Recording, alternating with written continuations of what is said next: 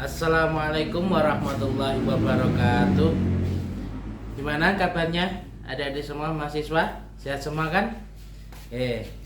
Di sini Bapak Ali Muson mau menerangkan yaitu tentang mata kuliah olahraga, menerangkan tentang sepak bola.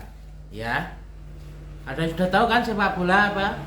Nah, sepak bola itu adalah olahraga terbesar di dunia nomor 1, ya. Mulai dari anak kecil sampai dewasa sampai tua pun suka sepak bola, dan bahkan semuanya juga bisa mempelajari sepak bola. Nah, oke, kita akan melaksanakan atau menjelaskan tentang berbagai macam tentang sepak bola, ya. Oke, yang pertama tentang pengertian sepak bola dulu, ya. Tujuan dari pembelajaran ini adalah untuk mengenalkan sepak bola sebagai olahraga tim yang dimainkan dengan 2 tim, ya, yang masing-masing terdiri dari 11 orang. Jadi 10 orang yang di depan dan 1 orang menjadi kiper. Aturannya bagaimana untuk sepak bola itu?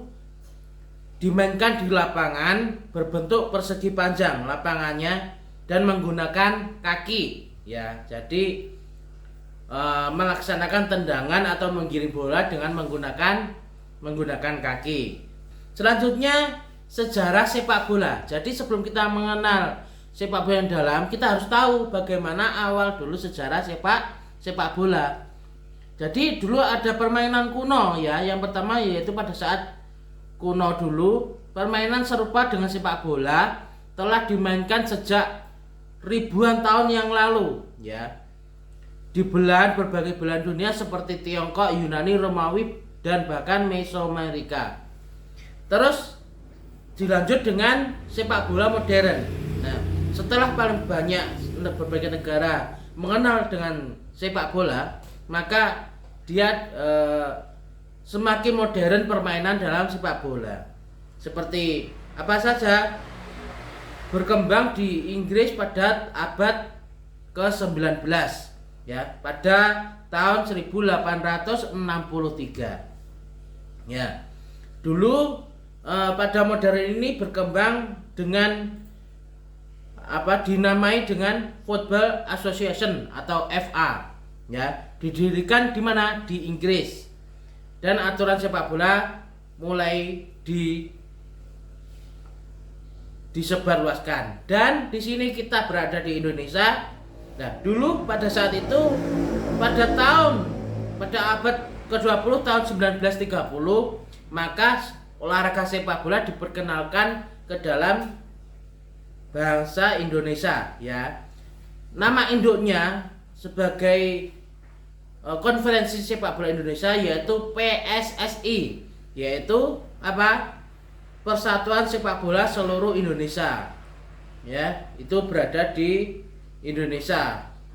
Terus di dalam permainan sepak bola terdapat teknik-teknik, yaitu yang pertama menendang bola, yang kedua menggiring bola, yang ketiga mengontrol bola, dan yang terakhir adalah menyundul bola. Lanjut, di dalam sepak bola itu juga ada peraturan permainan sepak bola. Yang pertama durasi pertandingan, yang kedua adalah jumlah pemain.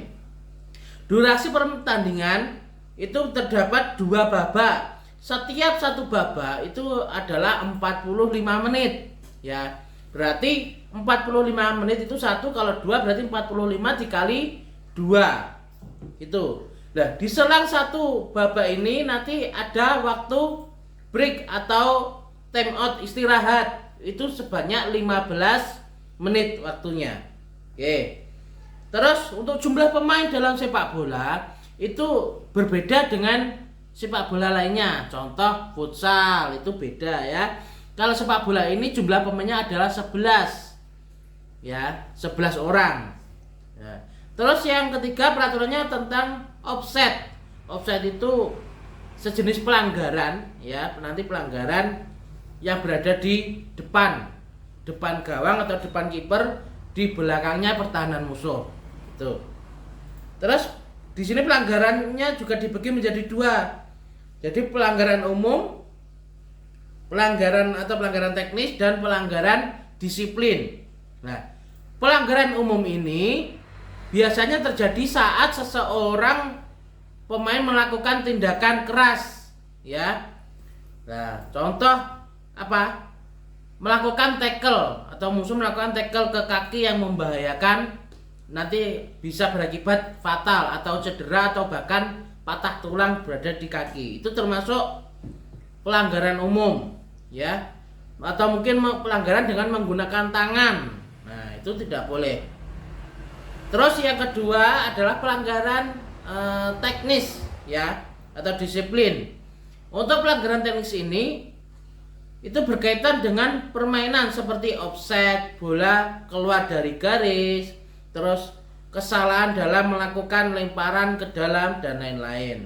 Terus sama tadi pelanggaran disiplin. Pelanggaran disiplin ini berhubungan dengan sikap dan disiplin pemain yang bisa berujung pada pemberian kartu kuning. Nah, ya, jadi pada saat pelanggaran disiplin ini kalau mungkin pemain melakukan pelanggaran atau mungkin mencoba mengulur waktu, mungkin wasit bisa mengeluarkan kartu kuning. Biasanya di sini kartu itu ada dua, yang satu warna kuning, yang kedua adalah warna merah. Kita lanjut, yaitu manfaat sepak bola. Itu ada beberapa, jadi kita melaksanakan olahraga jelas ada manfaatnya, ya. Di dalam olahraga sepak bola ini terdapat manfaat yang pertama bagi kesehatan. Nah, ini jelas karena sepak bola ini adalah fisik, ya, harus berlari, harus saling jatuh, harus melompat, harus terguling-guling dan lain-lain. Itu menimbulkan fisik. Makanya kalau biasanya rata-rata pemain sepak bola pasti badannya itu sehat karena dia mengeluarkan banyak keringat karena bermain fisik. Yang kedua tentang manfaat sosial. Nah, ini juga penting, ya. Jadi selagi kita bermain sepak bola, kita juga menambah banyak kenalan, itu ya. Yang terakhir adalah mental, jelas. Yang kalau bermain sepak bola itu harus ditata mentalnya. Karena apa? Bermain ini juga bisa menyebabkan badan atau mungkin mental kita juga harus siap sedia, ya. Jadi mental di sini harus berani. Kalau nggak berani otomatis kita nggak bisa bermain. Harus berani dengan musuh, harus berani istilahnya bertabrakan dengan musuh, harus berani mengambil bola dan musuh. Tentunya bisa berakibat fatal atau cedera. Gitu. Ya.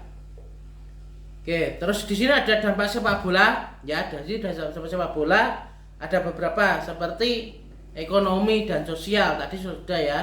Nah, terus di sini juga ada, kita membahas sepak bola harus tahu lapangannya. Nah, ini adalah lapangan sepak bola.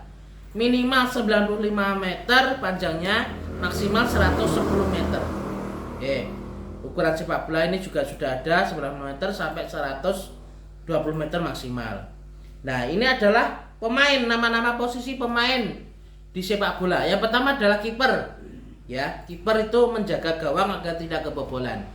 Yang kedua, yang depannya kiper adalah 4 ini adalah back. Boleh berback di tengah maupun back di pinggir. Oke. Itu ada tugasnya menjaga agar musuh tidak masuk ke dalam ke kandang atau ke gawang musuh. Di depannya baru ada namanya gelandang. Gelandang ini bisa menyerang ataupun bisa bertahan. Sama, ya, tergantung posisinya. Kalau gelandang ini ada gelandang tengah, gelandang sayap atau di pinggir.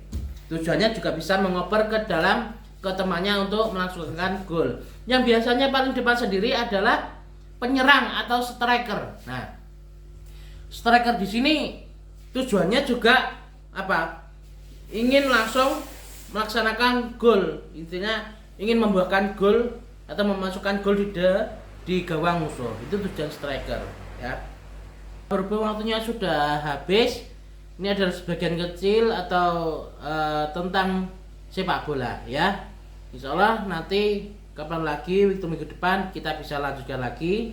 Dan Bapak minta maaf, semoga semuanya bisa memahami tentang olahraga sepak bola ini. Kita lanjutkan minggu depan. Sekian, terima kasih. Assalamualaikum warahmatullahi wabarakatuh.